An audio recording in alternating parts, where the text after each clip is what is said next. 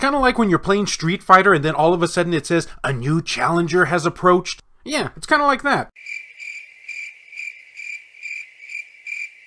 Greetings, fellow Vita fans. This is James with PSVita at 2 a.m. coming at you once again with another exciting video. And if you're new here and love everything PlayStation Vita, don't forget to subscribe. So I'm going to address the elephant in the room first of all. If you're wondering why the background to this video that you're seeing right now doesn't match up with the beginning of this segment, that's because, like I completely forgot to film an unboxing for the content I'm about to do. And I'm literally doing so like 5 minutes into the fact that I'm going to start doing the voiceover and editing for all this. That and the fact that the blue shirt that I was using for the background of the video is kind of in the hamper right now. But you know, it's not like anybody's expecting any kind of quality content from this channel anyway, so let's just roll with it. Long story short here, I was recently contacted by some folks over at TomTop.com who wanted me to look at a new handheld that they had recently released at the end of 2019. Check the affiliate link down below if you're interested in purchasing one after this review. And since I figured a certain company out there isn't going to give us a successor to their handheld, not saying any names here, I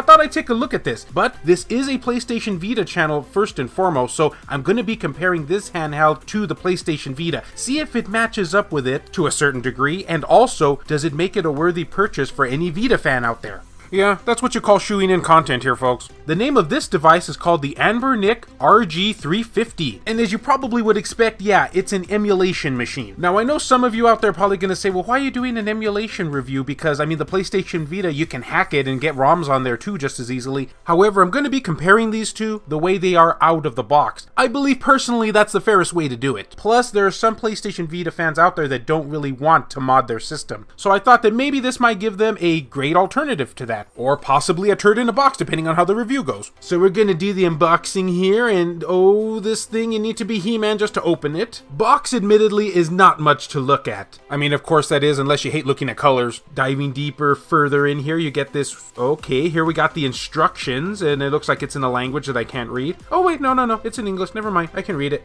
Well, you know, as well as you can expect from someone like me. Tiny print though.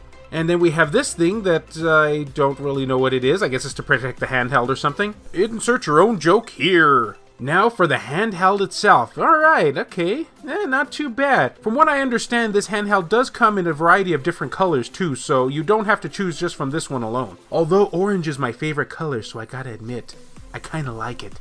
Did you know about that, TomTop.com? Are you spying on people on Saturday nights just like I do? Never mind, shouldn't have said that out loud.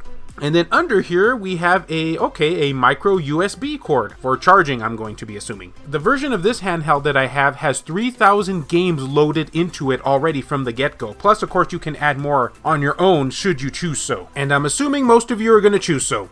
Just like how my tapeworm is constantly making my stomach empty.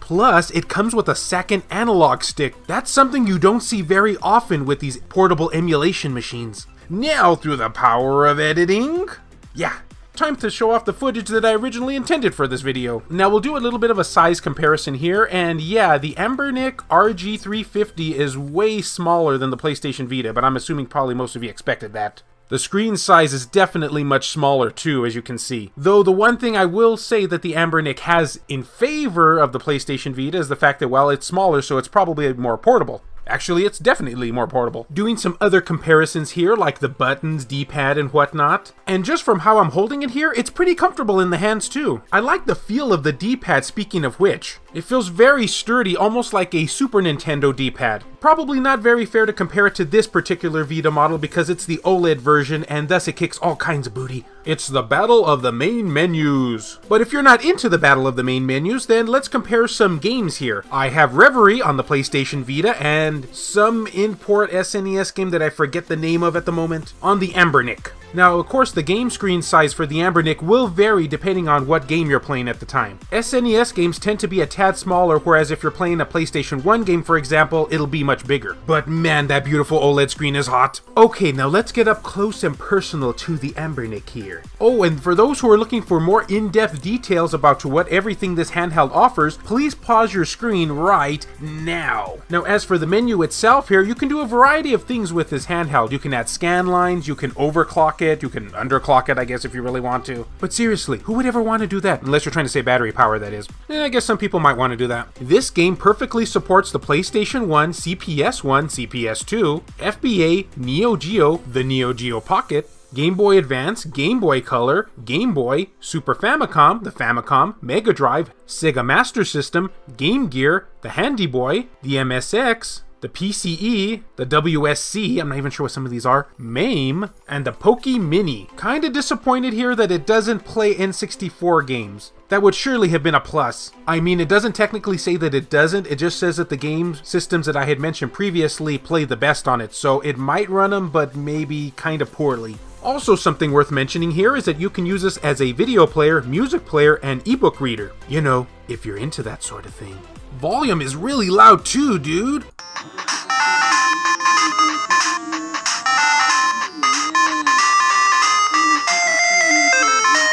And you get 6 hours of continuous gameplay from a single charge. And I gotta say here that I love the fact that this comes with a second analog stick. It's really gonna come in handy playing those PlayStation 1 games. Emulation too, from all the games that I have tried, and there's 3,000 of them, they work fine. I did have a few hiccups and glitches with some of them that maybe booted up slowly, but those could be due to the emulators and not the actual handheld. And it's kind of par for the course with these particular devices anyway. So overall, looking at this now from a critic's perspective against the PlayStation Vita, does this make it a worthy handheld to buy as a, well, second handheld? If you have a hacked PlayStation Vita, then this should come as no surprise, but definitely not. A hacked PlayStation Vita can do essentially the same thing that this does, but on a more larger and vibrant colored screen. Now, if you don't have a hacked PlayStation Vita, do I recommend this? I do, but I'm gonna have to put a little asterisk on that. I love the fact that this comes with a second analog stick, but given the price for this handheld, they're asking for $89 USD currently from the time I'm making this, and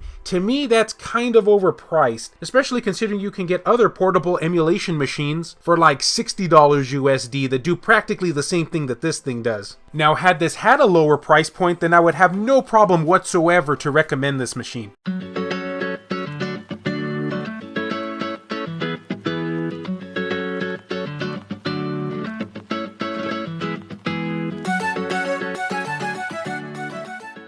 It does a lot of great stuff, and it's very portable as well. So you'll no doubt spend hours and hours playing this device should you decide to pick one up. And if you do want to pick one up, you can check the affiliate link down below, where you can purchase your very own. A big thank you to TomTop.com for sending over this review copy. And I guess that'll conclude it, everyone. What did you think about this handheld? Does this look like something you'd be into? Or, hey, maybe you already own one of these, or something very similar to it? I'd love to know down in the comment section below. And as always, fellow Vita fans, thank you so much for taking the time out of your day to watch this video. It really means a lot to me. Love you all, and stupid Windows updater, and I'll see you next time.